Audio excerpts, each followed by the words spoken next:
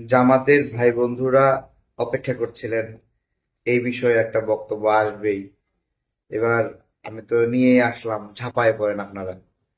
আপনাদের নেতা বলছে গোপন রাখতে হবে, গোপন রাখতে হবে ভারতের সঙ্গে গোপন মিটিং বিষয়ে। তো এটাই আর কি, প্রকাশ পেয়ে গেল যখন। আমি জানি না আপনারা এই চাপ কিভাবে সহ্য করতে পারবেন। এই চাপ তো আরএফএলও সহ্য করতে পারবে। আরএফএল এর পাইপের বিজ্ঞাপনে বলে চাপের বাপ। এখন আপনারা তো দিল্লি না ঢাকা স্লোগান দেন, যদিও এই স্লোগান আপনাদের না। এই স্লোগান আমরা প্রথম শুরু করছি, আমরা দেই। এখন আপনারা আমাদের থেকেও জোরে জোরে দিল্লি না ঢাকা স্লোগান দেন। তো এমনি এমনি গোপন মিটিং করলে এই স্লোগানের কোনো মাহাত্ম্য থাকে? বলেন। জামাতের বিষয়ে আর কি বলবো। আমি মনে করি তাদের একটা ঘোষণা দেওয়া উচিত যে জামাতে ইসলাম হিন্দ, মানে জামাত ইসলামের যে ভারত শাখা আছে সেই শাখাটার সাথে বাংলাদেশের জামাত ইসলামের সম্পর্ক নাই। ঠিক আছে, ঠিক একইভাবে তাদের ঘোষণা দেওয়া উচিত জামাতে ইসলামের যে পাকিস্তান শাখা আছে সেই শাখার সাথে জামাতে ইসলাম বাংলাদেশ শাখার কোনো সম্পর্ক নাই। ঠিক আছে। তো এই ঘোষণাগুলো বাংলাদেশের মানুষ প্রত্যাশা করে, কারণ আপনারা এইভাবে গোপন গোপন মিটিং করবেন। তো তাবলিগে একটা কথা আছে যে মাসোয়ারার আগে মাসোয়ারা আর মাসোয়ারার পরে মাসোয়ারা দুটোই ষড়যন্ত্র, এ ধরনের কথা আছে। ঠিক একইভাবে রাষ্ট্র তার প্রয়োজনে বিদেশি বন্ধুদের সাথে অথবা বিদেশি শত্রুদের সাথে মিটিং করতে পারে, কিন্তু রাষ্ট্রের ভিতরেই অপেক্ষাকৃত ক্ষমতার দ্বিতীয় যে স্টেক হোল্ডার, তারা যখন এই বিদেশি বন্ধু বা শত্রুদের সাথে মিটিং করে সেটা তখন ষড়যন্ত্রে রূপান্তরিত হয়। অর্থাৎ রাষ্ট্রের শক্তিশালী স্টেক হোল্ডার তার প্রয়োজনে যে কোনো জায়গায় মিটিং করতে পারে, কিন্তু একটা দুর্বল স্টেক হোল্ডার যখন বিভিন্ন জায়গায় মিটিং করে তখন সে রাষ্ট্রের স্বার্থ জলাঞ্জলি দিয়ে ক্ষমতাসীন হওয়ার জন্য, শক্তিশালী হওয়ার জন্য সহযোগিতা চায়। এই যে ভারতের সাথে গোপন মিটিং, আজকে আমি ভিডিও করতে চেয়েছিলাম না, কিন্তু দেরি তো হয়ে যাবে। আজকেই প্রথম না, দেখেন আমি খুব কাট কাট বলে দিয়েছি।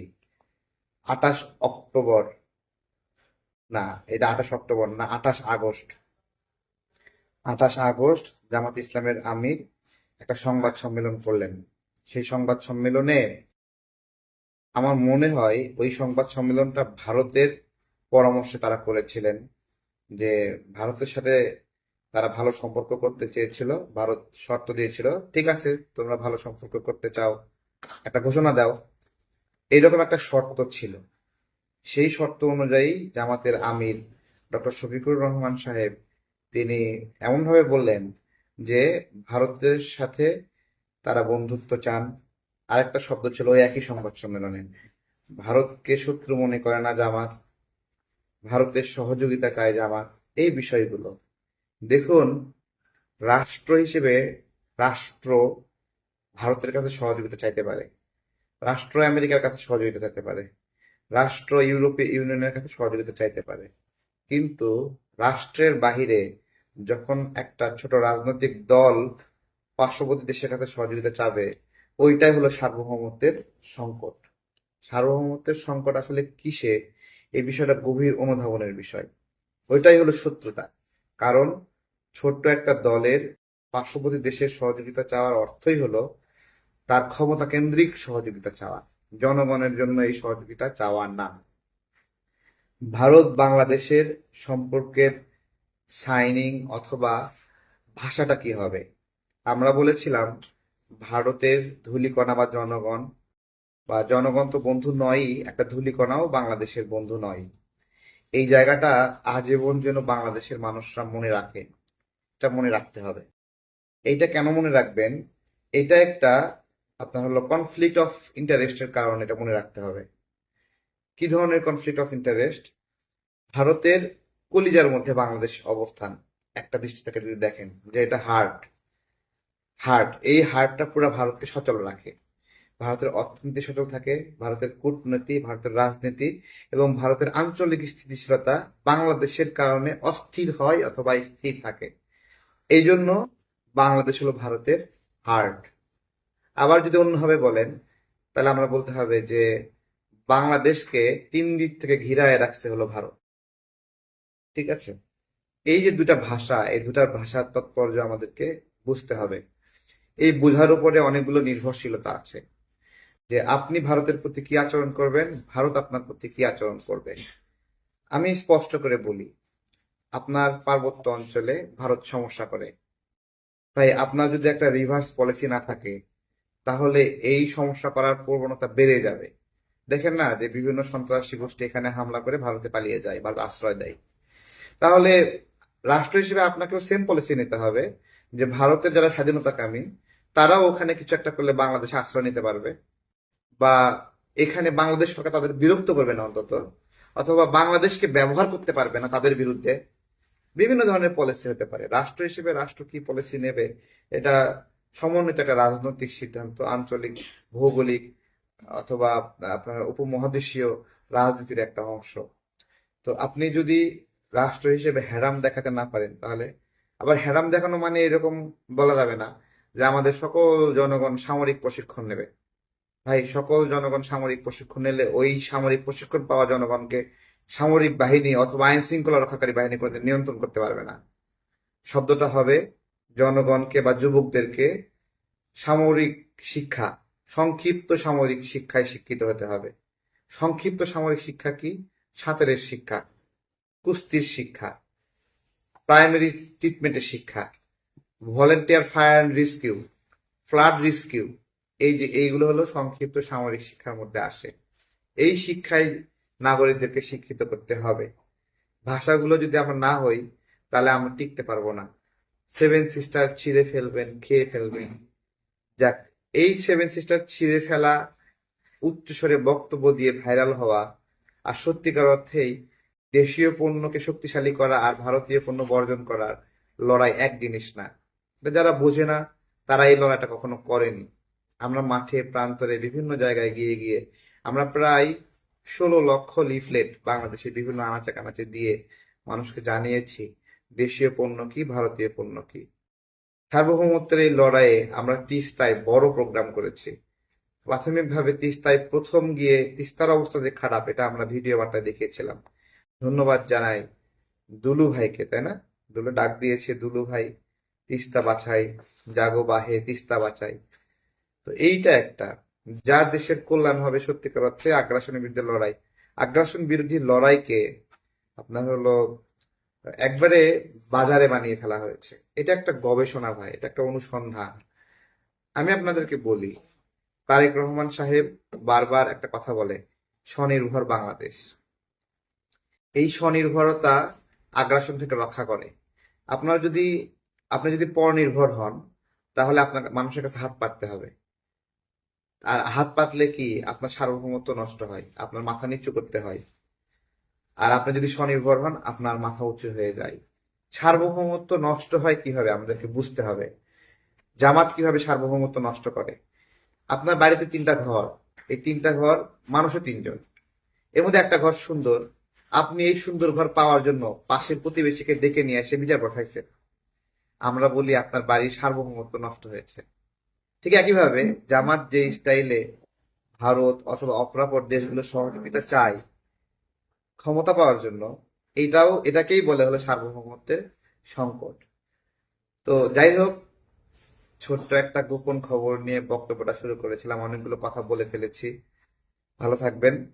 জামাতকে বলবো বাংলাদেশপন্থী হতে হবে। এত বেশি বিদেশির সাথে লুকায় লুকায় মিটিং করা যাবে না। যদি এটা মনে করেন যে বিদেশিরা আপনাদের বিদেশি বাপরা ক্ষমতায় বসায় দেবে, তাহলে হবে না। আপনারা বেগম জিয়া থেকে শিখবেন, শেখার শেষ নাই। ডক্টর শফিকুর রহমান একটা বাম সংগঠন থেকে এসেছেন, এসে জামাতকে বাম বানানোর চেষ্টা করছেন, জামাতকে সেকুলার বানানোর চেষ্টা করছেন। আবার হলো তাদের নেতাকর্মীরা জান্নাত জাহান্নামও বিক্রি করে। এই একটা পরিচয়ের সংকটে জামাত এখন অবস্থান করছে। তাদের নেতা বানাতে চায় বাম, আর আর হলো কর্মীরা বলে যে জান্নাত জান্নাত জাহান্নাম এইরকম বলে। তা আমি আবার কি বলি উল্টোটা, আমি বলি জান্নাত এবং জাহান্নাম দুনিয়াতেই দেখানোর ক্ষমতা আছে শুধুমাত্র জল্লাদের, কি দজ্জালের দজ্জালের হ্যাঁ? দজ্জাল এসে বলবে এই যে তোমার জান্নাত, এই যে তোমার জাহান্নাম, তুমি কোনটাতে যাবা, এটা বলবে দজ্জাল বলবে। তো তো আমার কথা হলো জামাত সেই দজ্জালের ক্ষমতা পেয়ে গেল না, দজ্জালের মতো বলতেছে আপনারা জান্নাতে যাবেন না জাহান্নামে যাবেন, বাইচ্ছা নেন, বাইচ্ছা নেন, খুঁজা লন। ঠিক আছে, তো এই আর কি। তো ভারতের সাথে না শুধু গোপন মিটিং এসব করা যাবে না, ক্ষমতার জন্য যারা গোপন মিটিং করছেন করা যাবে না। কোটা আন্দোলনের মধ্যেও আমি যখন এটাকে সমন্বয় করেছিলাম, বারবার ইউরোপীয় ইউনিয়ন, এফআইডিএস বিভিন্ন সংগঠন এসে যোগাযোগ করে। আপনি কোন এই বিদেশি সংগঠনগুলো ভালোর জন্য যোগাযোগ করে, আমাদের একটা ইন্টারেস্ট আছে। তো এইটাই একটা, এগুলো যদি আমরা না বুঝি, ভরসা রাখতে হবে দেশের উপরে, দেশবাসীর উপরে, যেটা বিএনপি রাখে, জাতীয়তাবাদী শক্তি রাখে। তারা কোনো বিদেশি শক্তি গুনায় ধরে না। জামাত যেভাবে বিদেশিদের কাছে মাথা নত করে, দেখবেন বিএনপি এগুলোরে পাত্তাই দেয় না, ধুর, এরকম একটা ভাব। তো এগুলো যদি দেখে, এবং এই জন্য কিন্তু দেখেন জামাতকে সবকিছু করতে হয় কৃত্রিম ভাবে। ঢাকার ভিতরে তারা কি করতেছে, ভোটার নিয়ে আসতেছে বাহির থেকে, ভোটার ট্রান্সফার করতেছে কৃত্রিম ভাবে। হ্যাঁ, তারপরে সোশ্যাল মিডিয়ায় হাইপ তৈরি করতে হবে, কিভাবে করবে, কৃত্রিম ভাবে, ফেক আইডি ফেক পেজ খুলে খুলে করতেছে। এটাই একটা বিষয় যে ওরা যেহেতু কৃত্রিম ভাবে দায়িত্ব নিছে এগুলো করা, সেহেতু জনগণ আর ওদের পক্ষে, জনগণ মনে করবে যে আছে তো ওদের বট বাহিনী, যে আমাদের সমর্থকরাও এই কাজ আর করবে না, ওদের পক্ষে কথা বলবে না, যে আমাদের বট তো আছে, আমাদের কাজ করে দেবে। আর যাদের যাদের এরকম বট বাহিনী নাই, জনগণ মনে করবে কি জানেন, যে বট বাহিনীগুলো এরকম নোংরামি করতেছে, আমরা তাদের হয়ে একটু কিছু কথা বলি। এটা কিন্তু হয়েছে। বিএনপি কিন্তু জামাতের বটকে সামাল দেওয়ার জন্য আলাদা বট খুলে নাই। ঠিক আছে, আমরাও কিন্তু জামাতকে সামাল দেওয়ার জন্য আলাদা বট বাহিনী খুলি নাই। বা আমরা একটা ফেসবুকে পোস্ট করলে সেখানে গ্রুপ করে 20 জন 30 জন মিলে যায়, হামলে কমেন্ট করে কাউন্টার দেই না কখনো।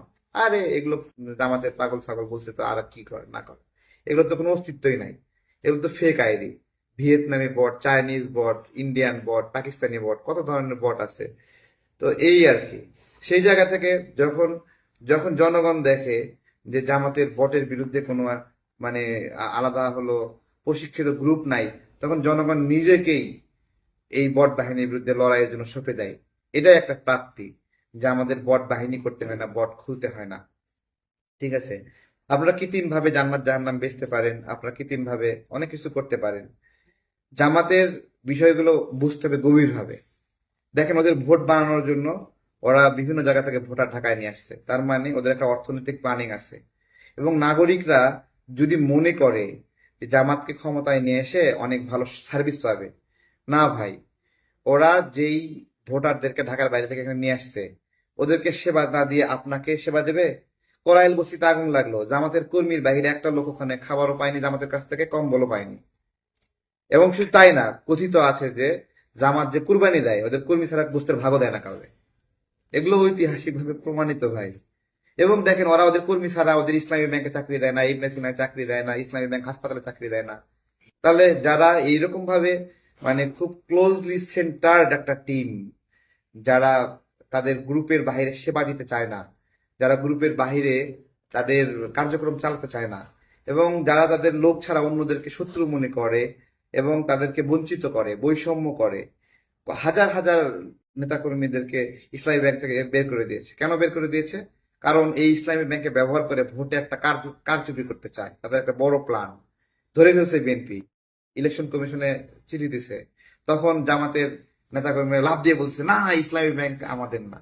হ্যাঁ, বটের বট, ইসলামী ব্যাংক তোদের না। ঠিক আছে, তাহলে ধরা যায় এরা খায়, এইভাবে খায় এরা, এদের সব মুখোশ গুলো আস্তে আস্তে ফাঁস হয়ে যাচ্ছে। দেখেন তারপরে ইলেকশন কমিশন কি করলো, যে না কোনো ব্যাংক আর নির্বাচন কার্যক্রমে যুক্ত হবে না। এটা যুগান্তকারী সিদ্ধান্ত। এইভাবে ধরা খাবে, আস্তে আস্তে সব মানুষের কাছে পরিষ্কার হচ্ছে।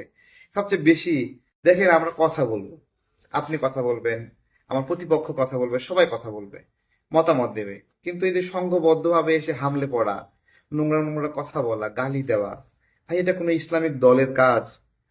কোন একটা দল যারা ইসলামের পরিচয় দিচ্ছে তারা এইভাবে গালি দিতে পারে? মা তুলে গালি দেয়, বাবা তুলে গালি দেয়, জন্ম নিয়ে গালি দেয়, কত কিছু বলে গালি দেয়।